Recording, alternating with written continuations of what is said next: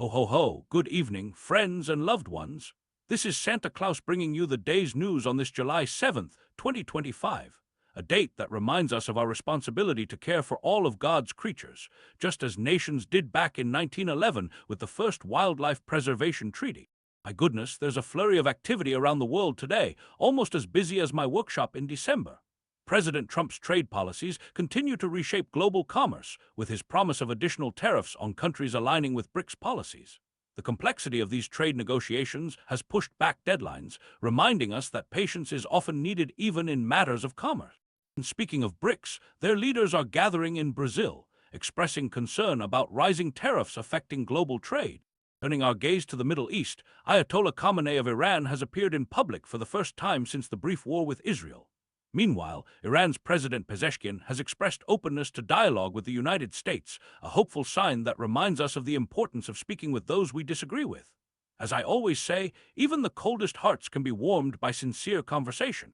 With heavy heart, I must share that many Honduran and Nicaraguan families in America are facing uncertainty as their protected status is set to end in September.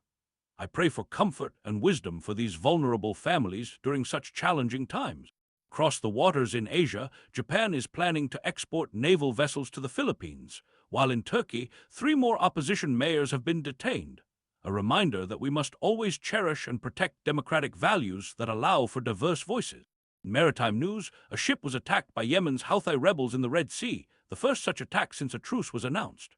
Israel subsequently conducted airstrikes in Yemen. Meanwhile, U.S. envoy Thomas Barrack expressed satisfaction with Lebanon's response to a proposal regarding Hezbollah, though Hezbollah's leader has stated they will not surrender their weapons, a complex situation requiring prayers for peace.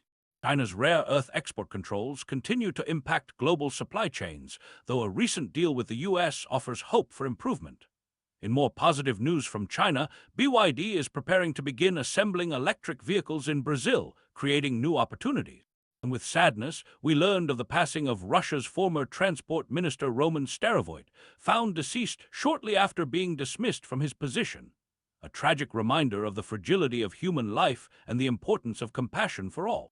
As we reflect on today's news, let us remember that even in challenging times, kindness and understanding can light the way forward.